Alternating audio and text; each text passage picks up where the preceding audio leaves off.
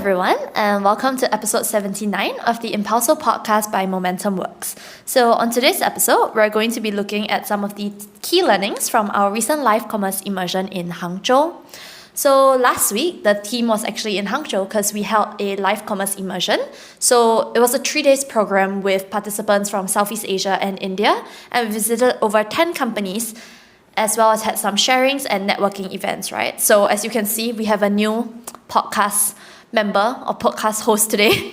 Is the Cai Niao mascot, because one of the offices we actually visited while we were in Hangzhou was Cai Niao, and they have a gift shop. What is Cai Niao? So Cai Niao is the logistic arm of Alibaba Group. So we're very grateful that they actually hosted us and some of our participants, our friends at their office.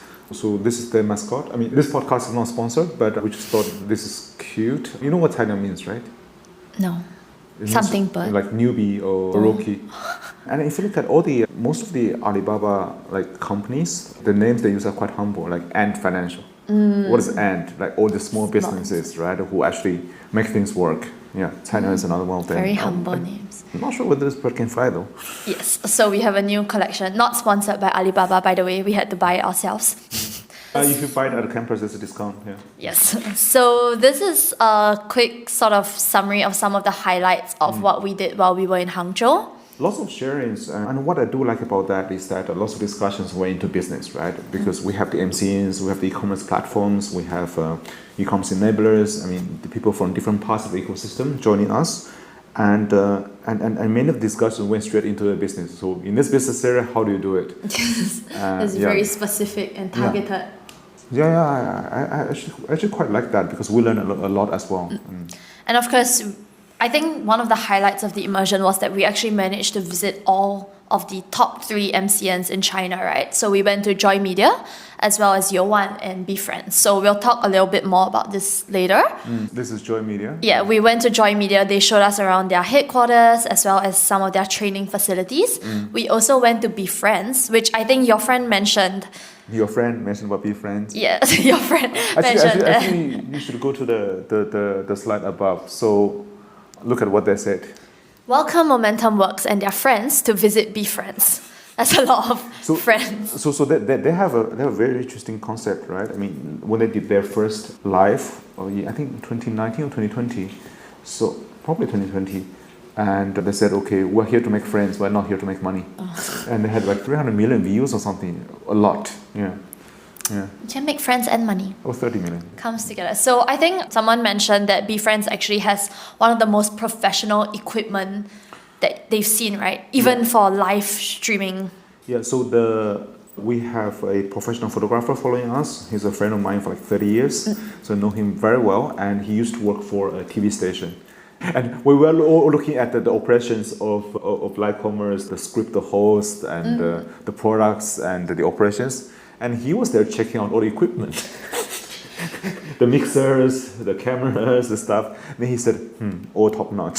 Very professional. And I think it's true. So previously, like, I think earlier this year, January, February, we actually did an infographic, right? To show we tried to replicate what this would look like.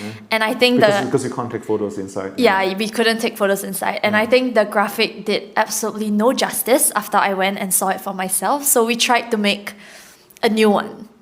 So on the left, this is actually what you see on screen, right? But this is what's happening behind the scenes. So these are the hosts. They have not just one cameraman. I've realized most of their studios actually have multiple camera angles. So they have like product specific cameras. And of course you have the people at the side just cheering and adding atmosphere. You have all these people here who are running in and out to get them the products.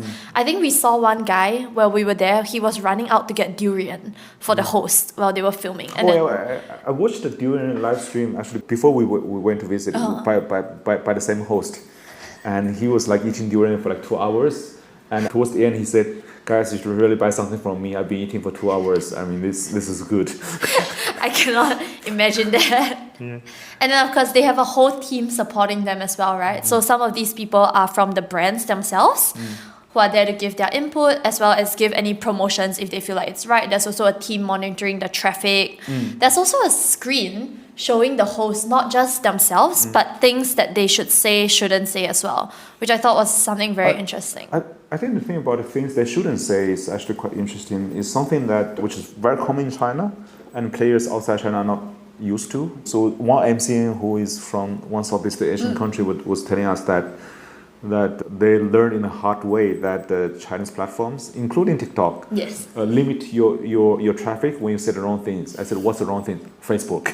If they start mentioning Facebook, and boom, your view numbers suddenly started to drop. Yeah. So I think this is something that makes it very difficult when some of these hosts or MCNs are trying to cross-stream, right? If you're trying to stream across two different platforms, each platforms have their own regulations as well, so you have to be very careful. So that's why you need like a very sophisticated operations. And some of this were doing like, I don't know, like one session we went to, they had like 70 million RMB sales over I think 3 or 4 hours. That was the one at Yowan. The scale of that live stream is, imagine 10 times of this image. So this doesn't do justice to that. This doesn't do justice to what we saw at Yowan, because this, like, they use a background screen. At Yowan, they had a full set. Like purposely built set. Yeah, a set built just for that live stream. And I think they mentioned there was like 100 staff in the room during the live stream. Sometimes you need to have the people from the brands as well. So I think we were told, so this is the live stream we saw. Yes, the girl in the middle is actually from the brand, I think. Yeah, she's there to introduce the product because she would know it much better than the hosts. And she's also there to give the authorization. If you see that, okay, if I give a little bit more discount, it will sell. And she has the authority to do that. To give, So, because I think there's a lot of quick decision making that has to happen, especially when you're doing live commerce. Yeah. So, and of course, we also visited Yowan. I was so happy. Yeah, everyone is so happy. Do you know why? Because look at what we've circled. So that is 10 liters of Huangjiu. What is Huangjiu? What is Huangjiu? You drank half of it. It's alcohol. Okay. So here. Okay, so basically, this is the Yuan facility, right? At the basement, there's a shopping mall. It serves multiple purposes, right? I mean, the first purpose is that they have selected products there. So live hosts can go there. If they don't know what to sell, you can go there and pick a few things and then start selling. And they have sort of worked with the supply chain to make sure that these goods are available. But I mean, as individuals, because this is in a shopping mall, you can also go and shop. We checked that, okay, everything is actually much cheaper compared to what you would find elsewhere. I think they said for the supermarket, all the products were about 30% cheaper than if you were to go to others, just because it's where they do a lot of live streams as well. So they had to make sure that the products were the same as they would cost if they were done on a live stream. So we bought this. This is Huangjiu. So what is Huangjiu? People might know Baijiu, right? Yes, Do you know Hongjiu?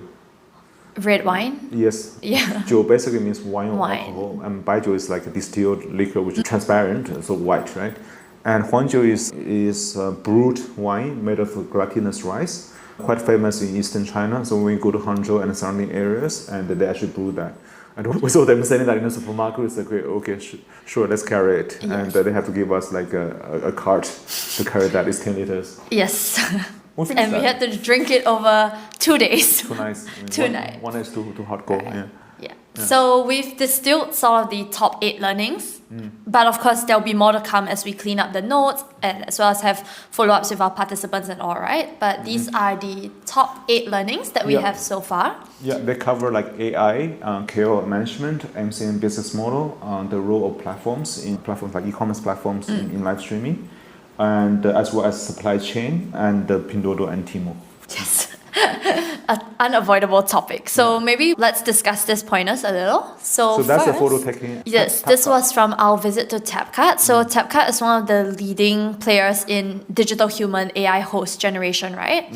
And these digital humans or AI hosts are not just for live streams, but for short generated video content as well. So I think Tapcat is probably the most practical digital human or AI for video player in China. So we discussed about live and it turned out that, okay, for live using digital human, there are still some limitations. So for instance, for brands which have like stable product portfolio throughout the year, it's easier, right? You just introduce this. But for lots of like smaller like sellers or lots of KOLs where they have to constantly sell different products and they need to constantly adjust the AI, so that might not be exactly flexible. But this time around, we saw a new product from Tapcart, which we think is fantastic. It's called Top View AI. So what does it do? You have a product, and you have some kind of like videos, some kind of product description, images and stuff, and you upload everything into a web-based platform, and you will generate different kinds of scripts, different kinds of promotional videos. For you. It's very interesting because they take a lot of prompts from not just the video that you send to them, but from trends that they're seeing on these platforms as well, right? And then they try to incorporate what they think is trending, what they've analyzed that gets good engagement from the viewers, and then they try to add that into your video as well. Yeah, I mean, if you think about the implications for marketers, because nowadays we know some of the marketers pay thousands of dollars to produce like 1 minute video. And for this, the cost $1.5, right? Something. I think it's less than $1.5. 1.5 is what they charge the brands for. Yeah. For like a video? No, it's not for a video. Not for a video. For one video. Yeah. So imagine that you just need to have someone sitting behind a computer. You probably have all the material, all the sort of descriptions and photos of your product, and somebody can generate like dozens of videos over like an hour instead of having to find an agency, having to find to help talent, you shoot et cetera, the video. So I do think that product would probably have very interesting implications. But it's interesting because I think one of our participants asked as well obviously now if we see AI host, what's the actual penetration, right? And he said that it actually accounts for less than 1% of the total live commerce in China. So I do think the technology is there, and there are some restrictions that we mentioned, right? How to render different products, the platform's attitude, and etc., etc. So what we do realize is that it's typically used by large brands and broadcasting very stable product portfolio during hours which are not top for real human host. Yeah, it's more of during off-peak hours, right? And I think because one of the issues with this AI host is that obviously as compared to a real human, the level of engagement is kind of different because they can't make that human decision, which brings us very nicely to our next point of what makes a top KOL for live commerce. Yeah, this is during the sharing of Joy Media, but this is also a question which was discussed by some of the MCNs who were on this trip, right? So what does it take for a KOL to be good, right? I mean, like is the appearance, is the EQ, is the talent, aspirations, or character? I think some people said appearance, and I think what the people at Joy Media said but that's the prerequisite, right? I mean, this is not what defines a good one versus an average one. And what's top? I think this most important is their aspirations, how willing they are to work hard. So I think something Joy Media shared with us was they had this really big host, and she actually streams 364 days a year. So that's how hard you have to work. To take a rest every year. Yes. And that day might not necessarily be the Chinese New Year. It can be any day. Any day to rest, right? Only take 1 day of rest. Yes. Yeah. So I think finding KOLs that are willing to put in the hard work to consistently stream. I think that you can see in people, whether a person is willing to actually put all the hard work. You can see that. There's one interesting question which was asked. Somebody was asking that, hey, I saw MCN from Singapore was asking, I have a KOL, I see the potential, but for whatever reason, I've been training the person for like 6 months, it's still not performing it. And the question to Joy Media is that, when should you give up? And the answer is interesting. Joy Media was saying that if it's entertainment KOL, then we have a certain period of time that, okay, if the person doesn't perform or doesn't bring the ROI, it will probably not worth continuing the investment. I think it was 3 months. They said, around 3 months you would be able to tell. Yeah, but I think for e-commerce, they said that it's just more complex. Certain people, they're just very engaging, but they just can't sell. So and certain people, it just take longer time to sell. So they have to build all this like judgment into the formula, right? Okay, so this person, he has 20 million followers. We train him for the first live session, 0 sales. Why?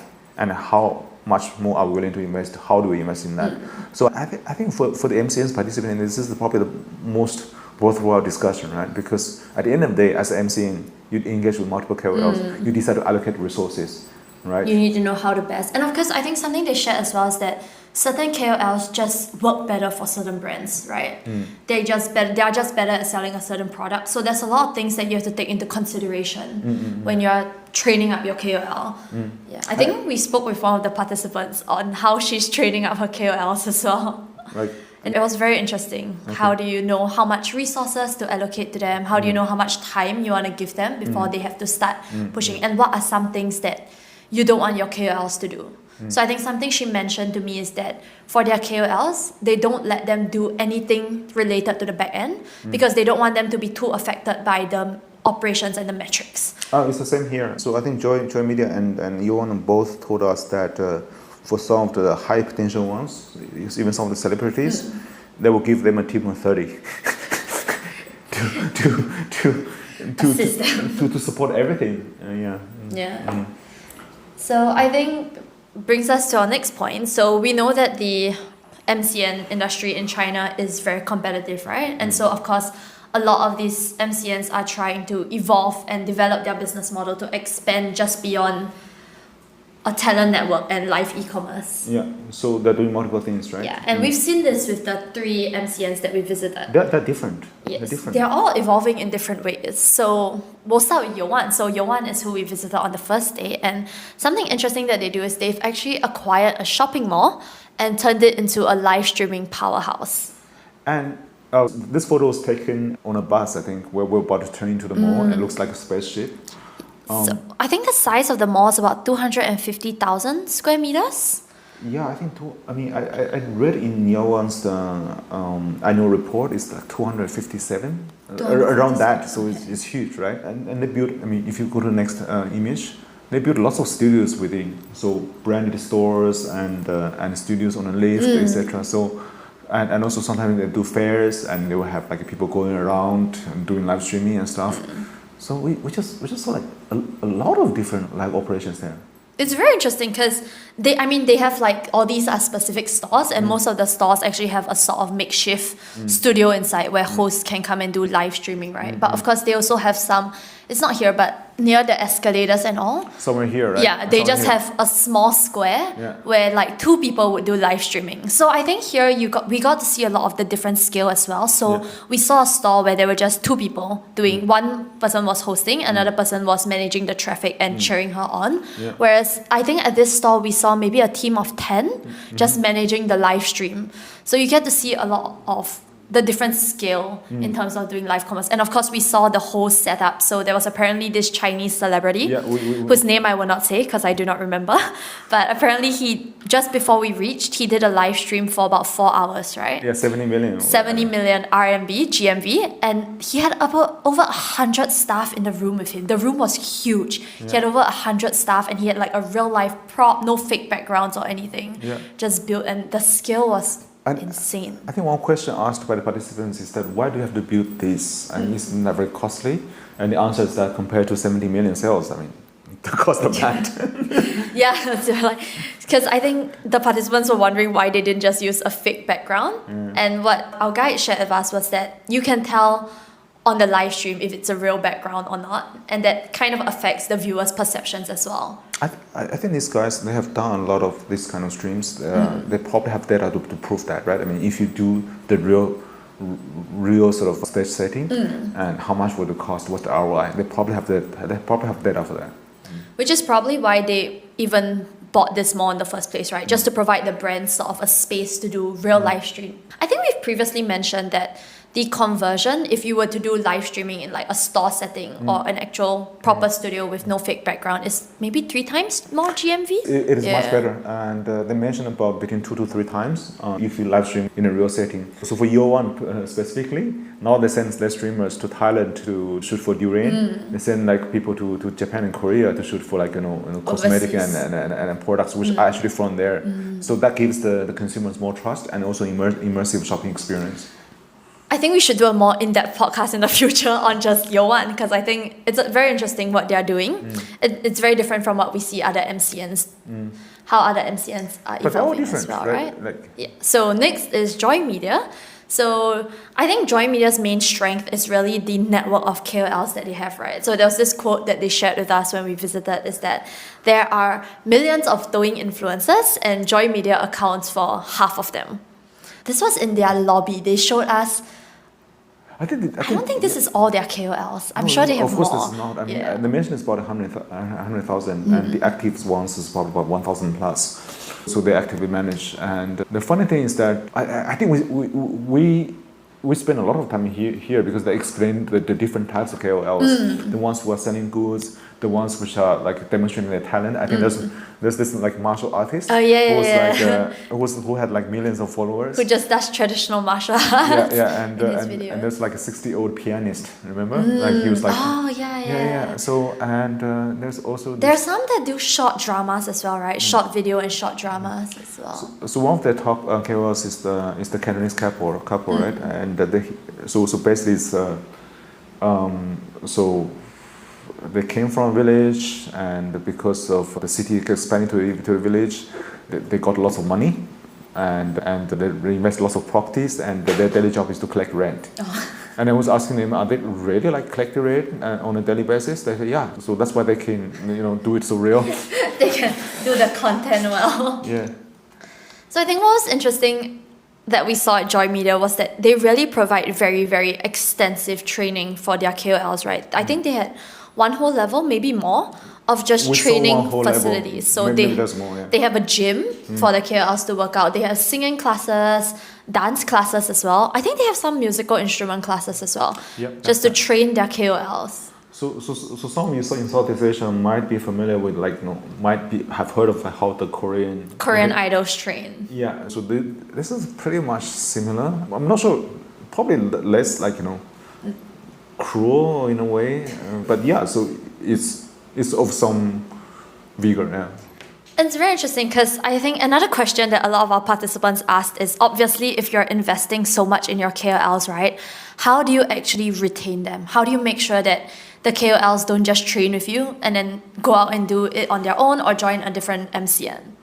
I think this is something that Joy mentioned, right? They mentioned they had recently signed with a few KOLs a lifelong contract. So, and this was also a question which was asked in March when we were in Guangzhou. We visited Sunchain and a few other MCNs, right? I mean, the question asked was that, okay, if you invest so much in the MCN, why would they stay with you, right? At the end of the day, I do think that, so the answer is common, right? I mean, if we provide the best out of them, that they can sort of demonstrate their talent, they can make money from that, and they look at the market, nobody can do it better than us, why would they leave? And I think for these KOLs to actually leave and go and do it on their own is very difficult as well, because obviously what they're in charge of is doing the entertainment and the selling, right? They don't notice the kind of logistics and all that has to go into the back end as well. Yes, and also another practical consideration is that many of the MCNs own these accounts. So if the KOLs goes out, they have to rebuild the fan base. You have to rebuild everything. Yeah. And of course, lastly, we see that BeFriends actually has expanded to cover 8 business segments. So they don't just do live commerce now as well. They also have overseas e-commerce. They also do their self-developed brands. They have their own health supplements and all. And of course, they also do SaaS and supply chains, as well as brand operations and management services. What I find quite interesting about BeFriends is I think they have a very stringent selection criteria for what goods what kind of goods go to the live streaming sessions they have, right? I mean, they have to go for the preliminary review, final review, and I don't know, the panel of top KOLs looking at the products and stuff to make sure that they're confident about the product. Then, I mean, after a few years of operations, they have selected a portfolio of products, and then that portfolio of products would have their stamp saying that, hey, we have verified these products you can trust. Then they open this up to other KOLs saying that, hey, you want to sell a product that's endorsed by us. So it's in a way like Costco, I mean. Yeah. Walmart. Sam's Club, right? I mean, you select the products, you endorse it. Of course, another very interesting discussion we had, because our participants are from Southeast Asia and India, right? And a lot of them were asking, why hasn't live commerce actually taken off outside of China, despite some attempts by the platform? So during our sharing at Vision Plus Capital, something that they shared was that for live commerce to pick up in China, the platform sustained investment was needed, right? Even though initially they didn't see as much ROI, the platforms continued to push this? Yeah, I think they evolved into a very interesting discussion, right? Because if you ask different people have perspectives. Some people say that it's because of culture, some people say it's because of the habits and stuff. But for any person who have thought about this long and deep, I mean, it's essentially a better way to demonstrate the product, right? I mean, it's real, it's immersive. Why doesn't it not take off? And I think we came to this conclusion that if it hasn't worked in your country, that means that the platforms in your country have not tried hard enough. If it's like a small attempt, yes, okay, people look at it. I mean, so what, right? But what happened in China is I think both Taobao and Douyin invested extensively into this. I mean, sometimes forcing brands to participate and giving lots of extra traffic to the early MCNs so that they could really like build some critical mass. So that and we heard a story about I think Douyin, right? Initially when they tried to do e-commerce, people saying that why do you do that? Why don't we just stick with advertising, which is much easier? And besides, e-commerce ROI is worse than advertising. And then I think it requires the top leader to come in and say that, look, this is a new business, and of course initially it will look bad.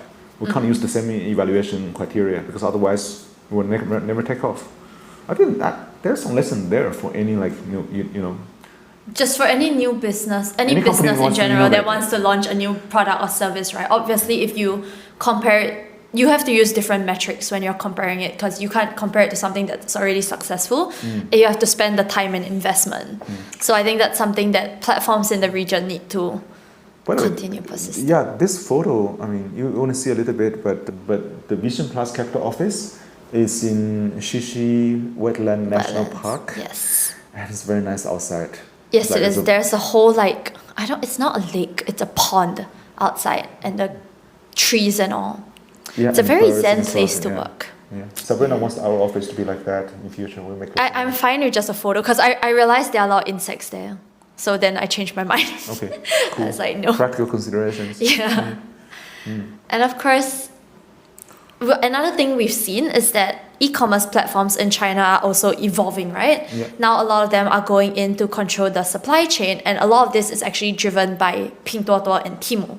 So this graph on the left came from a report we did very early into Temu's existence. We said, okay, this is the model, pay attention. Nobody paid attention. And after a year, everyone said, hey, what the hell is this Temu? They're everywhere. And now every time we talk about e-commerce, Temu and Pinduoduo just appear. Yeah, so people from other platforms, they were telling us that, okay, Pinduoduo went heavy into the supply chain and they bypassed the whole sort of brands and enablers, sellers, or whatever. They go to the factories and they tell you that we promise you the volume, give us the best price. And the chances are they will get better prices than anybody else for the consumers. And you can talk about premium, whatever. At the end of the day, I think if you show people the same products, but much cheaper, same quality of products, much cheaper, I think people will gravitate towards the cheaper ones, and when people started doing that at scale, and the others will lose out, right? Because their price is higher, and Pinduoduo price can be 30-40% cheaper, so the others have to follow. So this is a quote from someone from a platform saying, we don't have a choice. If we don't do it, Pinduoduo will win. So I think if you guys are curious, a little more curious about Temu and Pinduoduo, we do have a report called Who is Temu, which we launched, I think, early last year. And maybe it's due for an update, but you can check out the report, so it's available on our website. I think the fundamentals have not changed. Temu as a business have grown a lot. Yeah, but the core is still similar. Yeah. And of course, something when we were discussing about all this supply chain and all in China is that obviously we have to acknowledge the scale in China is just different, right? It's not something that can be replicated elsewhere. So this is a photo that Zhang Gan took of Hangzhou's train station. Hangzhou Dong. It's one of the 3 high-speed railway stations in Hangzhou. Yes, and just look at how crowded it is. So obviously this is not a festival. It's just a daily, just random day to day. Yeah. And this is what makes China's scale unique, right? Just because the demand is so much higher than anywhere else in the world. Yeah, so that creates many people doing live commerce are telling you that we have to sell unique products. We have to sell like products of novelty, new products. But because of the scale that they have in China, So there's incentive to develop new things because even a niche product focused on niche audience can sell. And I think that's why we see when a lot of these Chinese brands or MCNs actually go out of China and venture into maybe Southeast Asia and America, Challenging. they find it very challenging, right? Because they're too used to this big scale. So they're used to like having that foundation of supply chain they can tap into, which is at scale. And when they try to operate in a market which is much smaller, which the supply chain has to be organized in a different way, I think they find it challenging. So I think in our discussions, many people said that okay, one of the reasons why live streaming is taking off in Vietnam in a much elevated way compared to other countries is that Vietnam is so close to China. So a lot of the goods can be organized and shipped over within 48 hours by truck. so predictable and if you want to sell something, right? If you sell something new, I source for it, I get it delivered in 48 hours. And the other countries, like 1 week of sea shipping. Air freight. Air you can do is more expensive, and sea shipping it takes time and custom clearance, etc., etc. But I do think that the scale of China, we mentioned about the Chinese players find it hard to say come to Southeast Asia, look at 6 markets. I mean, where do I go and focus my attention? I need to build one set of local expertise, local team for each market. I don't think they have the ability and patience to do that.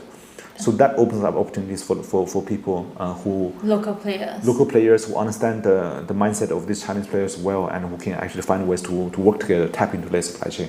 And I think something that you mentioned in your book as well is that obviously sometimes these leaders don't have the bandwidth, right? Because if you're managing China and you're thinking of expanding overseas as well, you're kind of splitting your attention between 2 countries because you can't just leave China to run. China is very competitive. It's quite hard. I had lunch yesterday in Shanghai with one of the top PE investors in China, and he invested in the Haidilao and associated business of Haidilao, the hotpot chain. And I was asking him, why do you think Haidilao can do so well in Southeast Asia while other hotpot chains from China are not doing as well as Haidilao in Southeast Asia? Then he almost went without thinking. He said, "Oh, Haidilao's owner is based in Singapore, so he's in the market and he knows exactly how the consumers feel. He can feel it and he can make decisions." It's important to have some knowledge. Of course, so we've talked a little bit about China's supply chain, right? And how developed its supply chain actually is. Yeah, so many of the MCNs and TikTok shop partners and enablers who went with us on this trip, they are saying that, okay, we're looking for Chinese brands who we can work together with to distribute in these markets. But after quite a number of discussions, we went deep into the supply chain. So the photo you see on the right of this image is at Last Bao. Last Bao it started as a logistics service provider for Chinese supply chain to go into Vietnam and Thailand. They are the ones doing the tracking and warehousing. But now they have evolved to one of the largest, probably the largest e-commerce seller in Southeast Asia. And then we discussed a lot about supply chain. We also talk about supply chain with other players. And people are just highlighting a very, very interesting issue, right? I mean, if you're in Vietnam working with a Chinese brand, who invests in brand building, who invests in inventory? So and of course they will say that okay, it should be the brands, right? And then that goes back to the problem, like does the brand have enough sort of bandwidth to manage? Because brand building in each market can be different. If you look at all the FMCG brands, they have sometimes different products for different markets. So their advice from many people is to, hey, you should, instead of looking for brands from China, you guys understand, I mean, you guys from Vietnam, from Thailand, from Singapore, from Indonesia, you understand your consumers well. You know what consumers are looking for. Come to the supply chain in China to see what can be built there. Skip the brand, the premium, because whatever brand that's famous in China, chances are that not known in your market, somebody needs to pay for the brand building anyway. Yes. So why don't you just go there and make frequent trips to China and really tap into the supply chain, source for the goods which can sell in your market, slap your brand on it. Yeah, I think this was very interesting for a lot of the participants because when we were speaking to the participants before the immersion, a lot of them kind of wanted to know brands because they want to see what kind of Chinese brands can do well. So to share with them that you don't need these brands because the chances are nobody in your country has heard of these brands. Then you need to educate the market. And also a practical issue we have heard of, I will not name the name of that brand, but a very, very, very famous cosmetic brand from China. So they have been talking to a few partners about like selling in Southeast Asia. So one challenge is I have the portfolio of these products. They're all premium products, beautiful premium consumers in China. And then the people in charge of the Southeast Asian market come and tell the boss saying that, look, in this market, consumers, the skincare, whatever, is different. I need a different I need kind a different of product. And the boss saying that, I already have like 40 products, can't you just use one of them? And I don't have time to dedicatedly build a product just for your market. But if you're a player from Vietnam, from Thailand, you go to China. And just go to the manufacturers directly and build your own. And it's much easier to negotiate with them. That's something we did in March, right? We actually brought one of our clients to a cosmetic manufacturer because they were also deciding between. Oh, you were there actually. Yeah, they were deciding between bringing a Chinese brand into their country versus just manufacturing their own product. And I think after visiting the manufacturers and the distributors, they've realized that it actually makes a lot more sense for them to just develop their own products and do the branding and all themselves. Yeah, I have been sort of talking to the supply chain since like 2017, where I was like working for one of the e-commerce platforms in the Middle East. And what I do realize is that effectively working with the supply chain takes time. You need to build trust. I mean, sometimes it's just simple things, right? I want to order this. Do you want to start building it without a fixed commitment? That needs trust because sometimes I don't know how much commitment I can give you. Yeah. By the way, that's what defines Shein's success, which I've talked a lot in our previous with their episode. Trust with all the factories and suppliers that they've worked with, right? It takes time to build. Number 8. Okay, last point. So there was one question from one of the participants. She was asking, saying that, hey, we don't see videos on Temu yet because Temu is on everybody's mind, right? Yes. So does that mean that they are not prioritizing the video and stuff? The answer is that they have the capabilities, and they're probably just not prioritizing that yet because they have other priorities to do. But one proxy to look at is their domestic business in China, Pinduoduo. They have more than 100 million daily active users of their video platform. You watched some videos. Yes, so we were showing some of the participants on the bus because I think you have to have the Chinese app store to download Pinduoduo. So we were just kind of scrolling through them and letting them look at the interface and everything. They were very amazed. They were filming the whole. So we were scrolling them and so for example, you see this. She's doing a product showcase, right? When you click into that product, what's the page that appears? I don't know, maybe there's a filter. Yeah, okay. So when you click into the product, what's the product page that appears, how the interface works, and of course, what kind of video content do they have. So I think one question they had about... It says that it's not buy now, pay later. It's use first, pay later. Good model. I think we were also discussing about their live commerce features. So I think some of the MCNs and platforms are also asking if I'm watching a live, can I look at the past products? Can I look at... I think Pinduoduo shows what is the best-selling product from this live, and then they extract a snippet of the live, even while the girl is still doing live, and shows it to you if you're interested in a product that she mentioned previously. So it's very well developed, their video. I also saw, today posted, hey, it's just a super weird video, and then it's somebody who built a bird trap. So he's counting the number of birds who walks through that trap and got trapped. Was he selling something or it's just entertainment? Look at it, he probably does not selling anything, but they have entertainment videos as well. So I think this is a strategy that Shopee is trying to take, right? You use that to try to retain the users. You will probably not do as good a job as Douyin, but it will be probably good enough job that people will come. People who come to Shopee or Pinduoduo will once in a while check out the videos, have some fun. Just great. The investor I was talking to you about, right? I had a dinner with him yesterday in Shanghai. So after we walked out of dinner, he said, "Let me show you something." I said, "What?" We walked out of the restaurant and we went to the street. You see lots of delivery riders.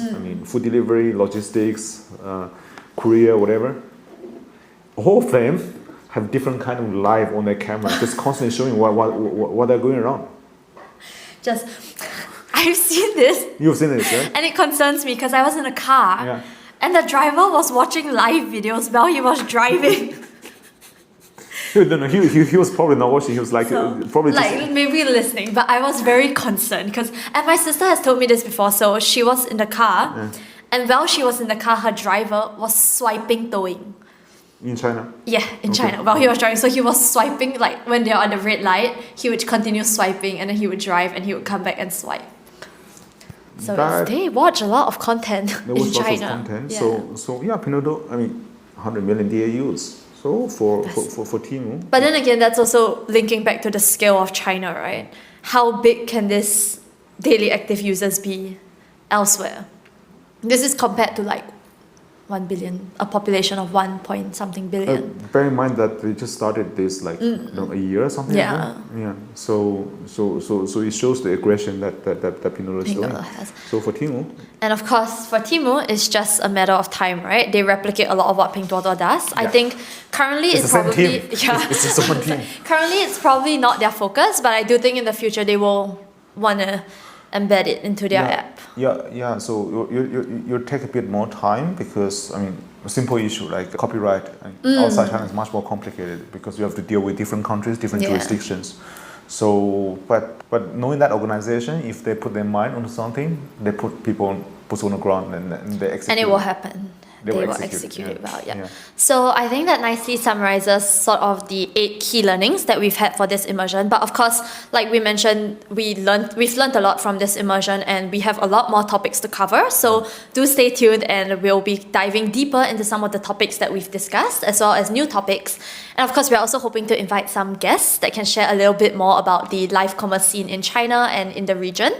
So thank you guys for tuning in to another episode of the Impulso podcast. We hope that you guys enjoyed today's episode, and if you did, do like our podcast and follow us on YouTube, Spotify, Apple Podcasts, or your preferred podcast platform to stay up to date on the latest happenings and trends in tech, new retail, and the broader digital economy. Thank you. Bye. Bye-bye.